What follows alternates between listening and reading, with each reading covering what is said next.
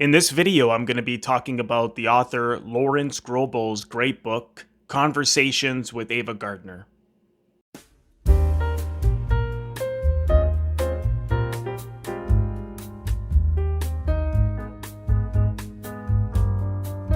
This is a book review, which is for Raquel Stecher's great classic film reading summer challenge, where you have to do 6 different books that relate to the classic Hollywood film period and review it. And this is my second of 6, and I really love this book. I had the great fortune of interviewing Larry not once but twice recently about his life and career, and we did touch on the Ava Gardner book. And I hadn't read it before, and I read it really quickly. It's a very fast read. What I love so much about how Larry writes is he really puts himself in the book as a character. So he's always taking it from the novel point of view, which is what he told me when I interviewed him.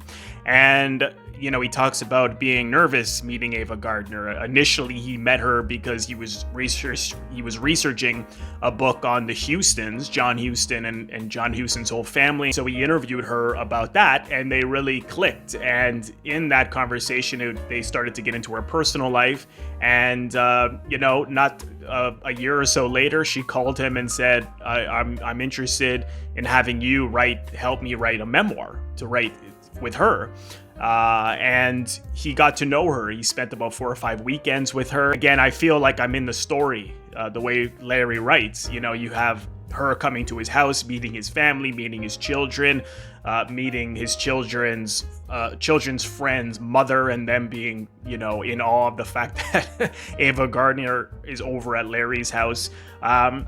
Again, his feelings about, he mentions that his hands were sweaty when he first met her, right before he knocked on the door.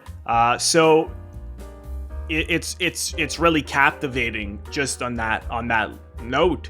But also just because Ava is incredibly captivating, not just her performances, but she tells these stories mostly about her marriages to Mickey Rooney, Artie Shaw, Frank Sinatra, her relationship that she had with Howard Hughes and other men. And they're really fascinating stories. Some of them are quite brutal. She was physically abused by one of her boyfriends, George C. Scott, who was an alcoholic, and when he got drunk, he was mean, and he was very jealous person as well.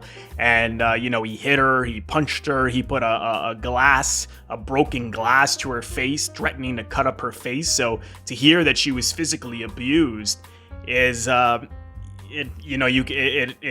it really affects you emotionally. And not only that, another story is Howard Hughes for years was harassing her and spying on her and having people follow her, and they also had a physical and got into a fight, and he hit her and she hit him right back and almost tried to kill him with a chair, and luckily her assistant stopped her right before she did it. So she got into these relationships which got vicious with men who were very controlling, very jealous. She, as we all know, famously, she was married to Frank Sinatra, and apparently they had real rows.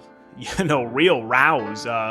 threw her clothes on the driveway. He threatened to go sleep with Lana Turner and left one night when they got into an argument, and she followed him to Lana Turner's house, and there they were just having a drink. And apparently she said to Lana, "Oh, hi Lana, Frank told me he was here to have sex with you." I think she put it more bluntly than that. But some of these stories are just so unbelievable and dramatic and engaging and brutal. What happened was, because Larry was writing a book on the Houstons, he couldn't write the memoir with her. He couldn't spend the time doing 2 books at once. So he tried to postpone it, but because her health wasn't very good at the time. She died not long after, in 1990. She had a stroke when she contacted Larry again in the book. So she was in a rush to do it. And when I spoke to Larry, he actually said he regretted not doing it. but I can understand being knee deep in his Houston's book that he wanted to get that done first. But if you haven't read it, it leaves you wanting more, you know, and that's intentional because Larry was only given so much from her. He only spent so much time with her. So it's not a full biography. She talks about also the directors that she liked working with, like John Huston. And she even says that she didn't really think she was a very good actor. She never really took it too seriously. She was blunt that she was very direct and honest that she was discovered because of the way she looked, and you know, that she was an incredibly beautiful woman, and she knew that that was why she was being cast so often, but she really didn't think much of her talent. And there's other people that are in the book that, you know, they meet at her place who said, no, she doesn't even know how good she is, and you know, I don't know if she was being modest, but she was you know, she would dismiss it or say she found that hard to believe and stuff like that.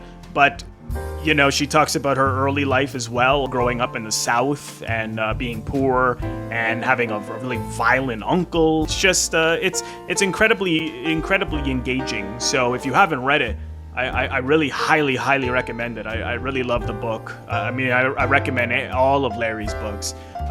You know, the one just behind me here, Conversations with Robert Evans, is one that I'm going to be reading soon. I've read it before. The Brando one is sensational. The Al Pacino one, the Hustons, I haven't read yet, but I plan to. But like I said, you get lost in the world. He really brings you into the world, and he's not shy to let it be what it is. I mean, if it's a brutal story, then let it be brutal. I mean, let the audience really feel that. So I just think he's such a great writer, and his interest in people and people's stories and how he's able to get people to open up and have this great rapport and connection. I think that's really engrossing as a reader to invest in a story like that. So again, highly recommend it. You can get it on Amazon. I'll leave the link in the description box below.